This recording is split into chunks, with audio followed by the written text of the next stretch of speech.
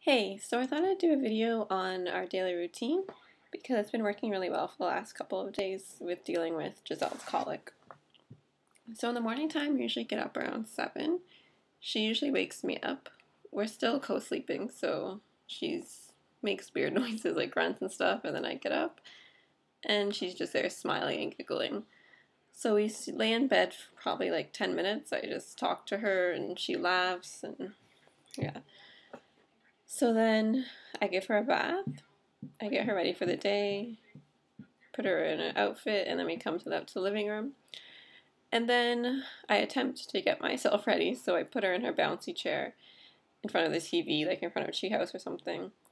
And sometimes she watches it, and maybe for like 10 minutes, so I'm able to, like brush my teeth, do my hair, put waffles in the toaster. And then she'll start to cry, so by that time, maybe I'm just eating breakfast, or yeah, most of the time I'm just eating breakfast in the living room and she'll start to cry. So then I'll pick her up and I'll feed her. And then I'll put her back in her bouncy chair and just bounce it. And she usually falls back asleep for about, till like about 11:30. And then at 11:30, that's when the colic starts. So she'll wake up again. I'll feed her. By this time, I just started giving her formula now because I'm trying to give her formula during the day and then breastfeed her at night just because it's easier and it just makes me feel more free to go out in the day and stuff. And she's almost 3 months old now, so I was breastfeeding up until now exclusively. So yeah, I'll give her formula. Just starting like the last 2 days, I'll give her formula, and that's like at 11:30. So then I'll try to get her back to go to sleep, but she most likely won't. So we'll go for a walk around the block, and then she'll get fussy at the end. And we'll come home. It will be like 12:30, I guess. And she'll just be crying. I'll put her in her jumperoo thing. She likes it. She'll stay in there for a bit. She'll start to cry. Put her in her swing, and then it goes on and on like that until about 3. And then after her feeding at 3, she'll be kind of like drowsy. Sometimes she'll fall asleep. So for colic, they say that it's like buildup of gas in their stomach, and with the gas building up, the stomach ends up releasing like stomach acid because it thinks it's filled with food instead of just air. So that's what causes pain and cramping in the stomach, which causes baby to cry because it's painful. So they say that you should try to get the gas out.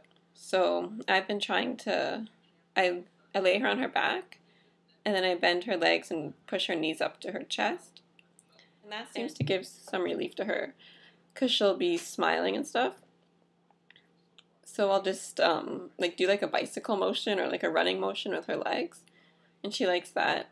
And they also say gripe water works, which is to get out some of the gas. And I have been using this gripe water, Woodward's gripe water. And it says to give 5 milliliters with each feeding. So how it works is 2 ingredients, dill water and sodium hydrogen carbonate. Dill water, it says it warms and relaxes the stomach, and the sodium hydrogen carbonate neutralizes the acid. So yeah, I use the dropping thing, and she doesn't like it. She'll spit it out. She'll sometimes like, I'll put it in a bottle too, but she won't really drink it.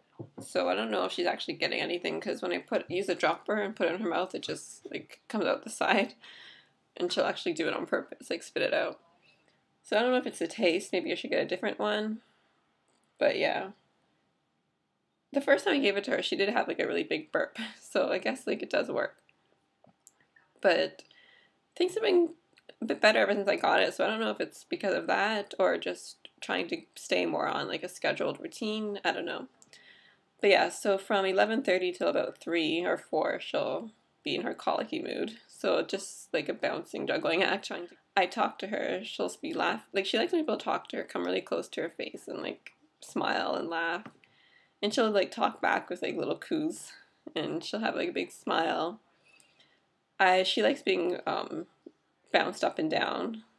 So it's like she feels frustrated because I see her trying to get up, but she just can't. Like, she'll be laying on her back and she just looks like she's trying to stand or like sit, and then she'll end up rolling over onto her face and then she'll just cry. So yeah, I try to make her feel like she's independent, so I'll be like bouncing her up and down, I'll sit her up. And yeah, so then at about 4 o'clock we'll go out, either meet a friend or go out just the two of us for coffee or for a walk. And so something that helps us when we're out, well, helps her to sleep, is like a cover over the stroller.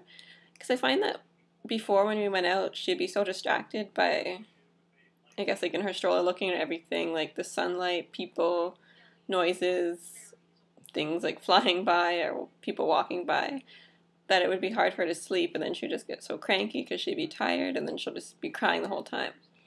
So now, when we're out, I usually leave the house at like 4 after I feed her, and then I put the cover on right away and I'll walk. And sometimes she'll stay sleeping, but sometimes she'll wake up, so then I just get the bottle out and I feed her, and like maybe she'll eat for like 5 minutes or something, and then she'll fall asleep. And then I'll arrive at wherever I'm going, she'll wake up, and take her out, I'll sit with her, talk with her, and then I could feed her again. She'll go back to sleep. I'll put the cover back over the stroller so it's dark. And she usually stays asleep until I get home most of the time. So that's been really helpful, because I think a part of the reason why she doesn't have naps during the day is because it's so light. Like in my bedroom, the light just shines completely through the drapes. So I'm going to maybe look into getting blinds or something just to block it out. And yeah, we'll come back around 6:30. And then by that time she's tired, because she doesn't really have afternoon naps. I try to get her to sleep, but she just won't. She'll only have a morning nap at about 8 till 10:30. So yeah, we'll come back at around 6:30. I'll get her ready for bed. She'll be in bed by 7. And to put her to bed, I just like wash her, change her, and then we're laying side by side together, and I'm breastfeeding her, and then she'll fall asleep while she's breastfeeding, and then I'll get up. And it doesn't even take that long. Like, she'll eat for like 15 minutes, and then she'll fall asleep. So then I get up, and then I have like the whole night to do whatever I want. So she still eats like every 2 or 3 hours at nighttime. So I just go back. I hear her making noises, so I go back, do the same thing, just switch sides, lay there. Sometimes I'll even fall asleep and then I'll wake up, but yeah. So usually I go to bed at around like 11 or 12, and then she wakes up at 7 o'clock the next morning. So yeah, that routine is like working well for us so far.